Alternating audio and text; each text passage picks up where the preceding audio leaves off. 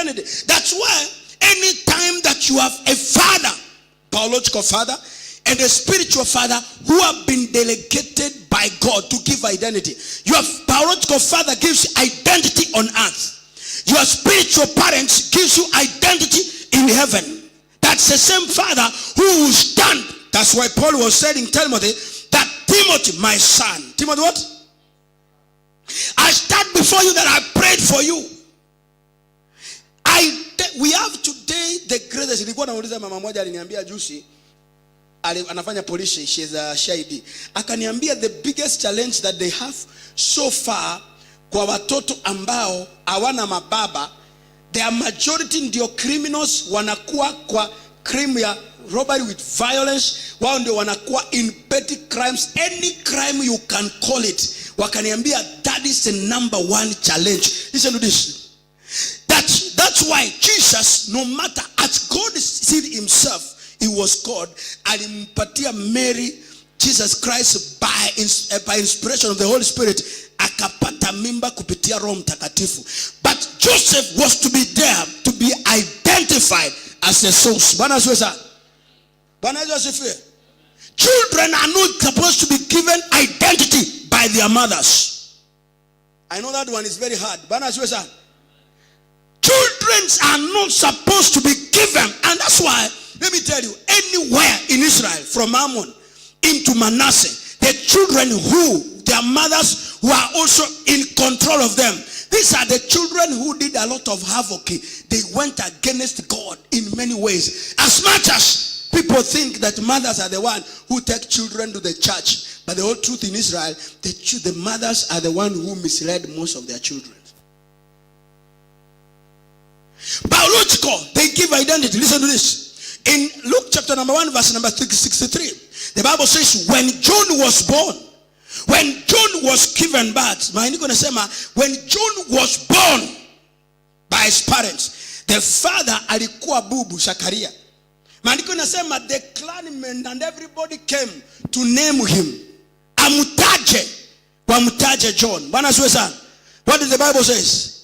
After that, can we read Moses to number, let's start from 60s. What happened from number 50, actually 58. Let's start from 58. 58, then we go down. Can we read it very carefully? Okay, let's read 1, 2, 3, let's go.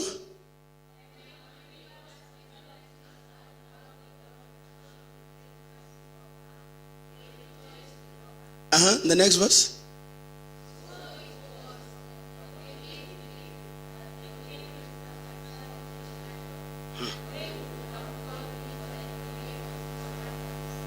In other words, the neighbors wanted to bypass. What did the mother say? What? I love that woman. That is a woman of grace. Sema grace. What did they say?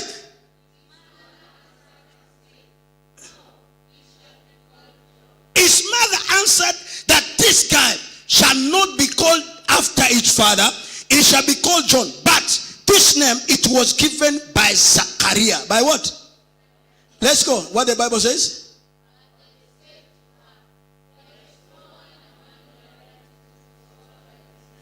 Unasikia? Mapepo ya kuduplicate relatives. Unanielewa? Jesus Christ. Demons that could duplicate relatives. Now, people know. Mama akasema huyu mtoto ataitwa John. And they did not know the meaning of the word John. Listen, let's go to the next verse. Verse 3 now.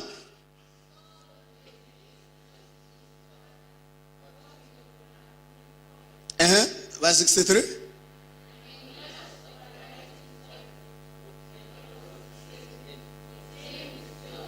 And they all, I said they all did what? They all were surprised. So even naming, doing what? Because women could name children as by circumstances. They don't care what will happen for the child after all. They didn't. So biological parents, they give identity. Same identity. Identity. It is the father who knows. Who knows? Listen to this. Leah alipozaa Reuben, maandiko inasema she's the one who named Reuben, meaning that now my husband will love me more That's the name, ni maana ya Reuben. Akasema mume wangu atanipenda sana kuliko vile ananipendaga. So akamuita Reuben. That's what the Bible says. But if father, what happened later?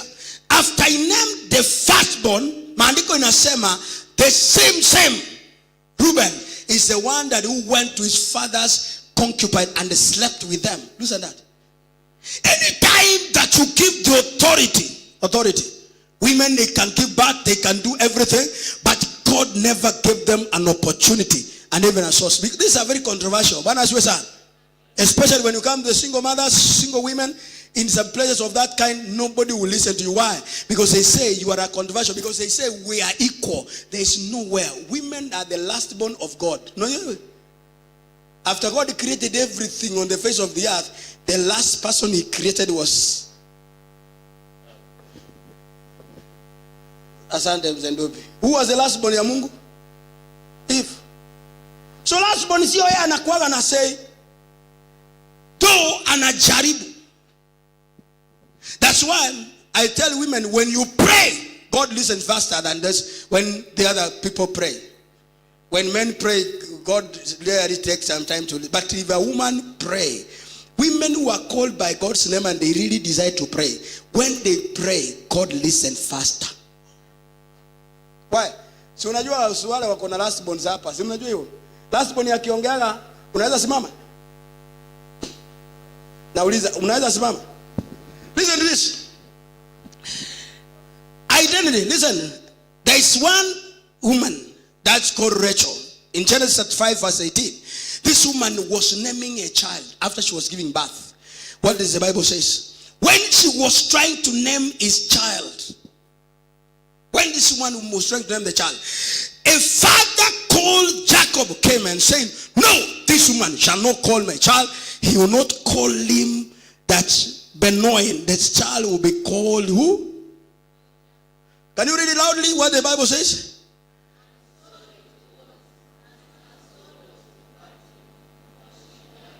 She called the name of his son Benjamin what? I said she called him what? Benoin. The meaning of the word Benoin, it means the son of my sorrow. The son of what? What did the father come? The man who was the father, he changed it immediately. Bwana siwe sana. Ndio unaona hata kabila zingine watu wakioanaga wanagawanaga watoto. Ati huyu anaitwa nini Kibranget. Huyu anaitwa Ondieki Njukakota. Huyu anaitwa, yani they started dividing children among the tribes. Unajua hivyo? But in the real sense, a father is the one that who gives identity. Gives what? I say the one who gives what? Is the one that was supposed to give identity to the children. Because identity crisis that we have. Wanasema in America right now, 70% of the Americans who have given out their children, wamezaa out of wedlocks, most of them single mothers, and almost 80% to 90% in American jail cells, zote, they are habited by those black people who have given out their children. And the reason why they love Democrat Party, inawatetea wamama wale wanazaa bila wababa na wanachukua watoto, wanasema ni waza watoto wanarudi wanakuwa criminals. Even in America, they have already go and search the statistics in America. Now listen to this. Another thing is, you must understand that when a father who gives the identity is the one that who shows the children on how to worship. If you are not careful, the Bible says in the book of Genesis 22, when you start reading verse number 3, Isaac and his father Abraham, they went to worship God. They went, Isaac and the father. So it is a father that who directs the way of worship in the family. Bwana asifiwe sana. Bwana Yesu asifiwe. Rachel aliiba miungu ya baba yake akabeba. Na unaniambia angezaa watoto hao wote, si angewaambia waabudu miungu ya baba yake? Excuse me. Biblia inasema, you know what Reuben Jacob said? Wakati Reuben yani Laban anakuja kutafuta miungu zake, alisema anybody ambaye atapatikana. Unajua what did Jacob say? Jacob alisema anybody atakayepatikana akona hiyo miungu na akufe. So Laban was a very ruthless old man ambaye hana adabu. Maandiko inasema aliingia straight hema kwa hema, akaingia hema ya Rachel, akamwambia Rachel, akamwambia my father, I am on my periods, I can also. Amesema mzee akasema, have you seen those wazee hawana adabu? Akamwambia stand up at you in your periods, stand, because this woman kumbe alikuwa amekalia hiyo miungu ya that lady. She was very very demonic. Amekalia miungu ya baba yake, anajifanya akona period, and she was pregnant. Now baba yake akamuinua. Sijaona baba mukatiri kama Laban. Sema haleluya. Baba mbaya kuliko mwenye ati anapenda. Unajua kuna hiyo pepo ati kuna watoto wa baba, kuna watoto wa mama. You know, boys are for guy, for mama, girls for baba. That is nonsense. Hii juzi unaona ati msichana analala na baba yake, whether it is true or not true. Lakini hata hapa Nakuru nimeambiwa kuna wengi wako hapa, baba amezalisha. What is that, Mzendugu? It is because of the identity crisis. There is a level that the parents have, because they are demonic of shame, that are following the fathers and they are following the mother. They want to shame both of them. Maandiko yanasema Reuben akaenda, yani Laban akaenda akamuinua. Alipomuinua akapata miungu, akasema, akaambia Jacob, and Jacob had already spoken, whoever shall be found with the gods of Laban, helped him die. Do you know what? After this woman gave birth his last born son, that was Benjamin, she died. Alimtoto alitoka na huyu mama akakufa. They died, both of them. You can imagine an identity crisis.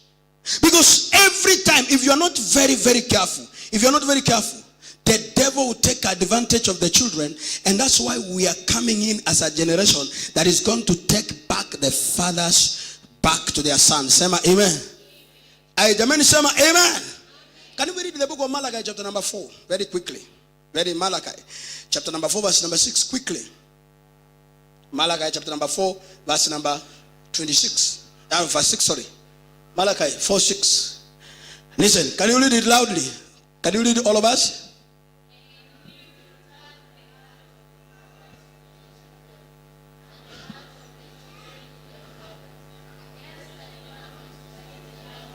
I will turn the hearts of the children to what?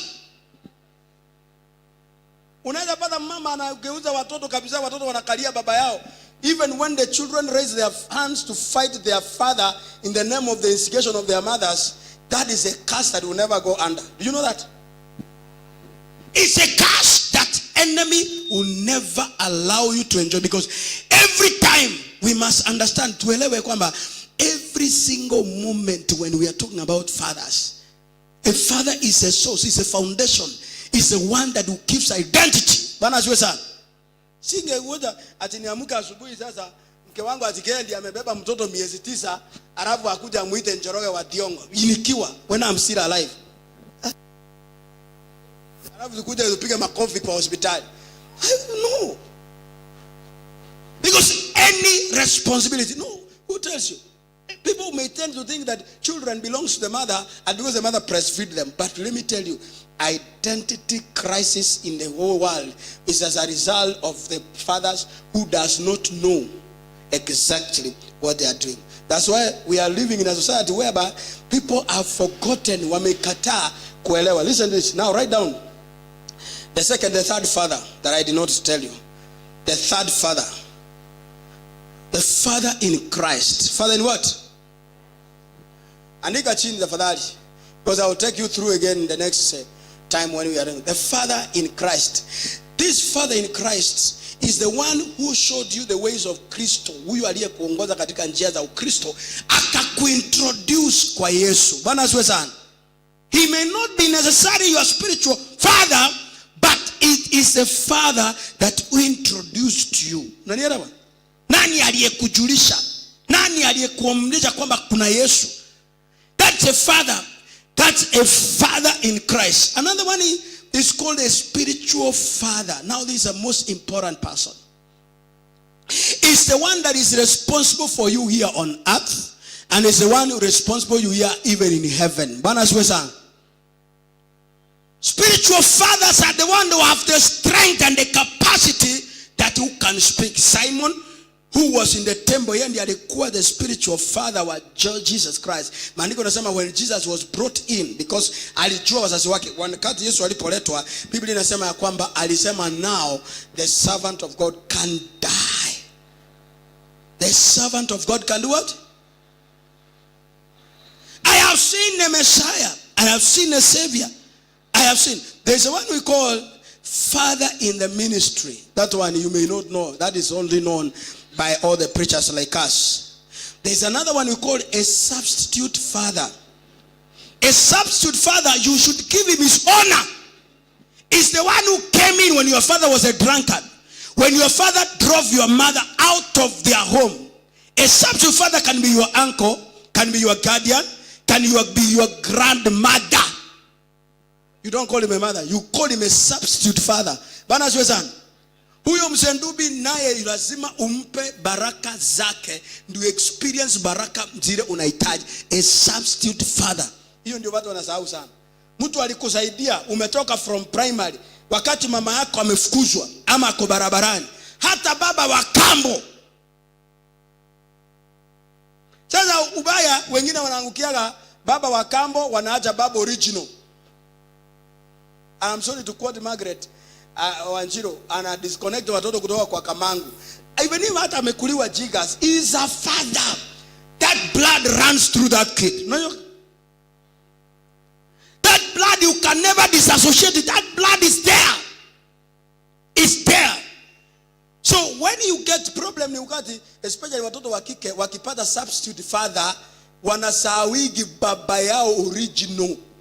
One pastor juzi ameniambia last 3 weeks ago, aliniambia mke wake mama yake aliolewa na yeye akaenda kwa nyumba nyingine kwa mwanamke mwingine. Yani wakaenda kama bibi ya pili.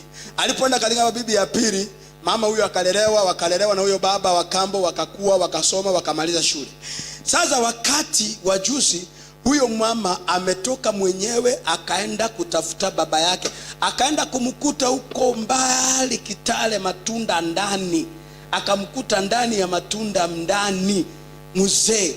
Ati alipokuta huyo mzee, alimwacha mtoto akiwa 6 years. Now the lady is 30 something years. Si nimeona hata juzi kwa gazeti, there is one Philip Ocheng, a writer, amesema amepata mtoto wake after 54 years.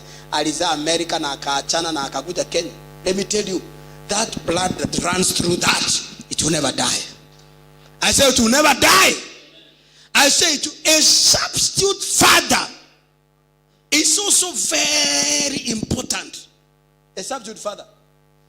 Mzendubi, anko yako aliyekushika mkono wakati mama yako alikuwa na mahangaiko, hata ajui kitu, akakulipia school fees peke yake. Unafikiri school fees mama yako angeweza peke yake alipe? Wakati kuna shida shuleni, anakushika mkono, anakupeleka kwa niaba ya baba yako, anakufikisha shule. Even that stepfather is very important. You need to bless him. I say you need to bless him. I say you need to bless him. Tuna kisasi ambacho kiko very ungrateful. Akipendi shukurani, kinapenda lawama. Another one, verse number 7, father. Number 7, father. Iliwaambia number 6 was father in the ministry. Amukuandika. Number 1 was a heavenly father. Number 2 is a biological father. Number 3 is a father in Christ. Number 4 is a spiritual father. Number 5 is a father in the ministry. Number 6, a substitute father. That is, I'm saying, is your uncle, your guardian, your stepfather, any other father. Those ones they demand. Number 7 is father-in-law. They call them father-in-law. Yani baba wa sheria. Baba wa nini? Ongea na mimi vizuri. Baba wa nini? Baba wa sheria. Hambishani na yeye. Mukikosana, You don't argue. Do you argue with your father-in-law? Unaweza hata kama amekukashirika mpaka juu. Can you stand against your father-in-law? Naona some people who are very idiotic, who does not know, not leave alone the culture. Standing. Moses, the man, the Bible says, Moses left his two children and the wife Zipporah. He left them in the care of his father-in-law. Moses father-in-law akauliza, na huyu kijana anakuwa mhubiri, where is he? Maandiko inasema they started searching for Moses the pastor. The father-in-law ameshika watoto wawili, anasema kulingana na desturi yetu, kulingana nini? Watoto wakai hapa. Biblia inasema akashika watoto wa Moses na bibi yake Zipporah akawaambia tuende in a mission of searching your father. Search what? Alipopata Moses akamwambia, brother, nimekukuta hapo unaendelea na washirika wanakusumbua. You know the father-in-law waited for Moses to talk to him. It is very evil that your father-in-law, my father-in-law comes here ati niko na watu kwa hiyo ofisi nikaa hivi sasa na yeye akae kwa line because nimekuwa mkubwa. When you are demon possessed, full of the devil, you can make your father-in-law wait.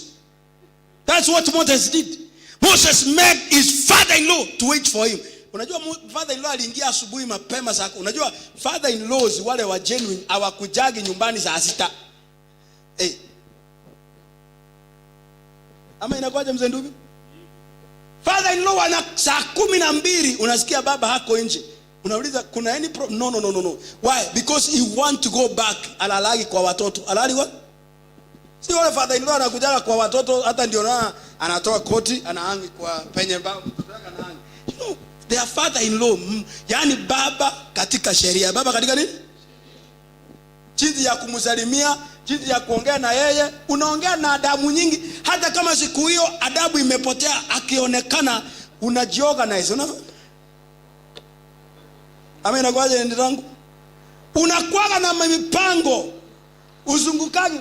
Father-in-law na mother-in-law wakipitaga, you are very careful. In fact, from where I come from, mother-in-law hawaingiagi kwa nyumba, wanaingiaga nje, wanakaa nje, they don't ingia nyumba ya watoto. Na hiyo si kidemon, hiyo ni kimaandiko, because anazuia. Mother-in-law akikuona uchi ni rangu, you are under a curse. Extremely a curse. Na si ati ni culture, it is real. So a father-in-law, Moses came, maandiko yanasema baba-in-law Moses aliingia asubuhi. Akawatch Moses kutoka asubuhi mpaka jioni. Moses hajatokea, amekaa tu. Watu wanaingia counseling. Alipomaliza ndiye akaambiwa, kuna mzee mmoja pale ako na watoto wawili na mama mmoja. Na ni wewe anaona. Kuamka akaona father-in-law akamsalimia. Akamwambia, boss, chukua watoto wako na bibi yako, nimekuletea. Waachana na kusumbua, nimekuletea. Lakini nimeona uko na kazi nyingi sana. Akamwambia, hii kazi unajipea, si utakufa haraka, hata ndio sababu umeabandon bibi na watoto. When you have a very genuine father-in-law, he gives you proper and a good advice to take care of your family. Akamwambia, sasa kile naona, do you know the advice Moses kuchukua wazee 70 kugawa roho yake kwake, it was an advice from his father-in-law. Yeye alimwambia, sasa badala naona vile unateseka, maana tangu nikuja hapa asubuhi hujaniona. Uko busy na washirika throughout. Na washirika ndio walikufanya hata usione Kanani. So brother, hawa ndugu zako, watoto wako ni wa muhimu. Sasa kitu utafanya, hesabu wazee tu kama akina Ndubi, wazee wa miaka hivyo, roho yako gawa juu yao. Na waambie hiyo roho ikiwa juu yako ikuwa juu yao, wakaage vikundi. Hii crowd utamalizana, otherwise utakufa. And that's how Moses did, as the instruction of the father-in-law. Father in what? Baba katika sheria. Baba katika nini? Father of delegation. It's mother of delegation. It was an advice from the father-in-law. He came very early. He came. And you know what? The children of Moses disappeared in the horizons because they never went to the ministry, even as he was a man of God, a man who God loved so much. But his children never went to the ministry. And that's why sometimes, even kuna kipindi, ukionaga pasa anakuwa mkatiri, watu wanaonaga pasa ni vurugu. But ukweli ni kwamba, even when he's taking care of his own children, you know what? People would want everybody their children to be taken care of, but the pastor's children be neglected. That's what happened to Moses. That's what happened to him. as great as Moses was, as big as Moses had a ministry, but they had one problem. They never had time with the children and the wife. In fact, the first time they got married, that was all. Another one. The father in Christ. These ones are normal people. The father in Christ. Kuna father in Christ, kwa mfano wazee wale wa zamani, wale ambao walitulea kama akina Bishop Eli. Sasa these are father in Christ, yani ni wazee. We may not, but we owe allegiance to them 100% because these are the people not only that introduced us to the ministry, but these are the people who gave us the grace to understand what is happening within our spiritual life. Another one is the father in the movement. Father in the movement, hawa ni wale waliokuwa wazee pia kama akina Kayo. We don't, when we see akina Dr. Joe Kayo, my friend, we cannot experience and enjoy ministry in Kenya by any standard without their movement, who came, risked their life against a tide. Our Catholics who are very strong. These are the men we call the father in the movement. Wale wazee waliosimama kidete na wakapigana mpaka Kenya katika sehemu za kiroho. They are the one who are called the pioneers, who broke the ground. They broke the ground. How do they break the ground? Listen to this. This one, they are very, very, very important. And also the last one. Tell me the last one. Please tell me the last one. The last one. The father in the movement is a father in Christ. Number 3, niliwaambia ni father in Christ. But there is a father in Christ in the movement. And also there is a father in the faith. Where Paul was telling Timothy that my son Timothy in the faith. Now the last one is a father, the last one. The father in sin. Andika hiyo. The father in what? Father in sin. Father of sin. That's the devil. It's called the father. It's called what? Aye. It's called what? Don't ignore him. Don't do what? Aye. Don't do what? The father of sin. Huyo ni wa muhimu sana ndugu yangu. Huyo ni wa muhimu sana. Kwamba you are carefully, watchfully, faithfully taking care of him. Rest. He deceives you. These are the fathers. Different kinds of fathers. Listen to this. This father. Now, listen to this. Father, in other senses of it, when they give, father also, they give security. They give what? Security. Another one is sense of belonging. Sense of belonging. Saa hii kuna watu wanatumiaga majina ya the Nyandusis. For example, I'm just giving an example. Kuna mtu nilipata Nairobi wanatumia jina Muigai. Family ya Muigai. Akaniambia sisi ni family ya Muigai kina Kenyatta. Yani because of the big name, they want to have what they call a sense of beginning. Yani they want to have a belonging. They want to have a belongings. And you must take care. Take care. Take care. Take care. I tell you, the people, the devil is very cunning. Let me tell you. Kama wewe uko huku na unajua you are not connected. Paul anasemaje? There may be over 10,000 instructors. How many? How many instructors? 10,000. And let me tell you, Mzendubi, listen to this. Listen to this. If you want a blessing, connect your father in the faith, and your biological father. They are all alike. Hawa ni watu wameshikana pamoja. And the enemy man, because when your father curses you, when Reuben was cursed by his father, that was Jacob. The man who came to reverse the curse, it was Moses the pastor. I said it was Moses the pastor. Moses was a spiritual father, though the Aaron and the rest of the people were all the priests in that time. But Moses was a spiritual father for the entire Israel. These are the people that you must understand. That you must look at the level of understanding. A level of understanding. How? Because all of us, wale wote tuko hapa, tunajua. Let me tell you, honestly speaking, there are some blessings that you may look for them everywhere. You will never get them. There are blessings that you may look them everywhere. Everywhere, every place, every corner, every direction. Everywhere you look for those directions, for those blessings, but you never get them unless the spiritual father, that is the one that was supposed to speak. Listen to this. Chapter number 27, verses number 4 in the book of Genesis. Chapter number 27, the book of Genesis. Chapter number 27, verse number 4, the book of Genesis.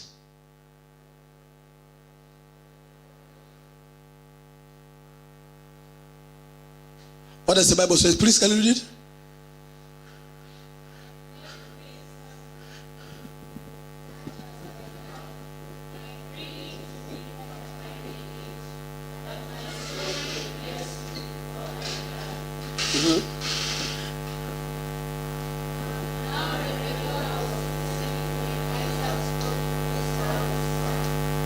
Unaona vile wamama wanafanyanga, niliwaambia just a minute. That is how sometimes women go around and mislead their children, because when Rebecca went round and she stole the blessings of his firstborn, because he did love the firstborn, he went and told Jacob that this is, and you know what, if you continue reading it down, huyo mama ndiye alisemaga akasema, even if your father, listen, the boy was very careful. Go to the next verse. Moses, mtoto alikuwa very careful, alimwambia mama, nikienda kwa mzee na mzee ajue sio mimi, si adhani laani. Mama alisemaje? Akasema hiyo laana niko tayari kufanya, niko tayari kuibeba. Can you read it please? Now listen loudly.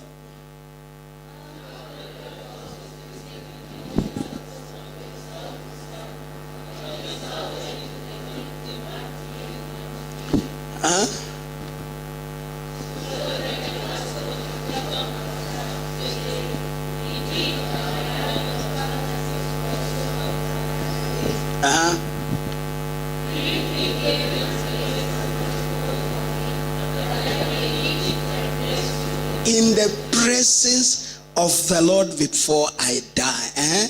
The next verse.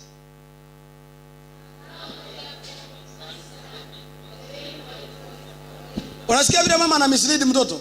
Anamwambia, thou my son, obey what? Obey my voice. Obey what? Do according to my command. There are things that we are suffering today. Some of them are misled. Anamwambia, tafadhali tii. Hiyo ni vumbi tu, si ati mvua.